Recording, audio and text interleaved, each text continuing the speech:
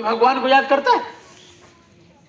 उठते मोबाइल ले लेगा, उठते घर परिवार की बात, मवेशी की बात, जानवर की बात, खेती बाड़ी की बात, लेकिन कोई ये नहीं कहता कि भगवान हमको कैसे मिलेगा, प्रभु हमको कैसे मिलेगा।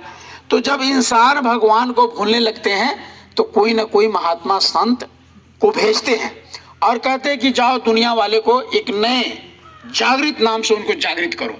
तो वही वाल्मीकि जी आए, जब उन्होंने साधना किया, कहा कि उल्टा नाम जब जग जाना, अब वाल्मीकि ब्रह्म समाना नाम को उन्होंने जप करके उलट गए और उस ब्रह्मांड में उनकी आत्मा गई और पूरे सफर किया, लोगों का वर्णन, वो भगवान के लोगों का उन्होंने दर्शन किया।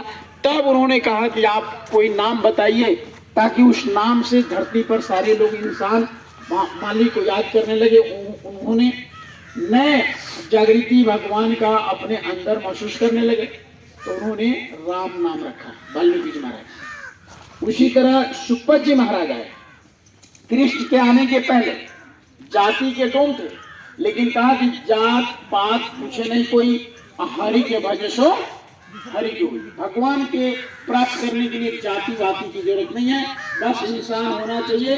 उस मालिक से अगर श्रद्धा होगा तो आपको कोई न कोई ऐसे महात्मा मिल जाएंगे और उनको दर्शन करा देंगे। आपको इच्छा होना चाहिए।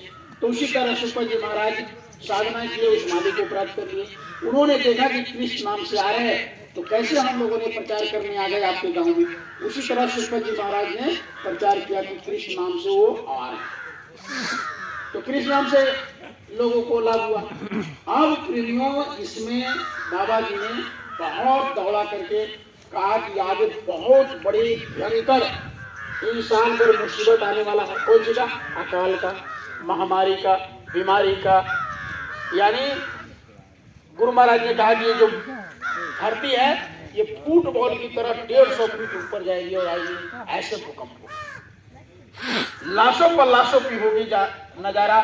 सुनते तो जाओ संदेश हमारा, कहे जय गुरुदेव पुकार यार, जमाना बदलेगा। घर घर में लाशें पड़ी रहेगी, उठाने वाले नहीं मिलेंगे यार, कहे जय गुरुदेव यार पुकार यार, जमाना। इसलिए गुरु महाराज ने आदेश दिया है कि आप गाँव जाओ और भोली भाली जनता को आप लोग उधर समझाओ लोगों को, क्योंकि ये जनता को पता नहीं है। इनका काम पंडितों का था, मौलवियों का था, पादरियों का था, सिखों का था। ये काम चारों समाज को कंट्रोल करने का 4 अगुवाकार बनाए गए थे, लेकिन वही लोग भटक गए। तो गुरु महाराज कहे कि तो घरे में बच्चे साधु बन जाओ, घर बार छोड़ना नहीं है, लंगोटी लगा करके बाहर नहीं जाना, साधु दाढ़ी वाड़ी बढ़ा करके जंगल में नहीं जाना है।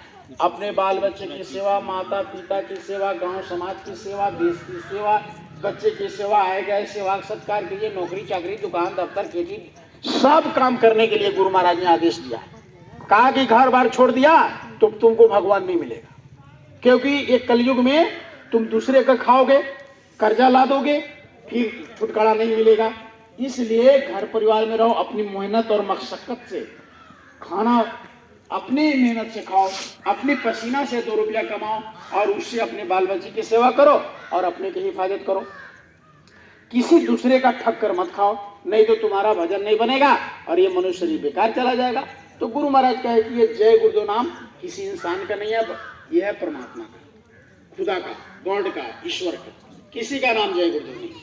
गुरु महाराज अपने बारे में बताए कि मेरा भी नाम जय गुरुदेव नहीं है। मेरा नाम क्या है?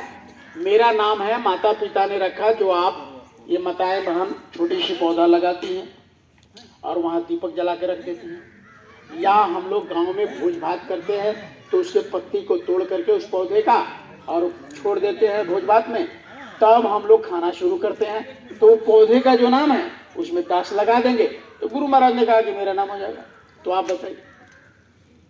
हाँ, बहुत चला समझदार, या बच्चे लोग भी समझ गए। तो वही नाम गुरु महाराज का है और ये जय गुरुदेव नाम मालिक का है। तो इस कलयुग में उन्होंने कहा कि जब मुसीबत आवे, किसी तरह का प्रॉब्लम आवे, तो गुरु महाराज ने कहा कि जय गुरुदेव नाम का तुम परीक्षा करना, आजमाइश करना। जैसे कोई बेहोश हो जाए तो कहा कि स्त्री हो तो बाएं कान में, आप पुरुष हो तो दाहिने कान में जय गुरुदेव बोलेंगे तो आदमी होश में आ जाएगा। अंधेरे रास्ते में कहीं जा रहे हैं, कोई भूत प्रेत, सांड भैंसा सांप कुछ ऐसे रास्ता घेर दे।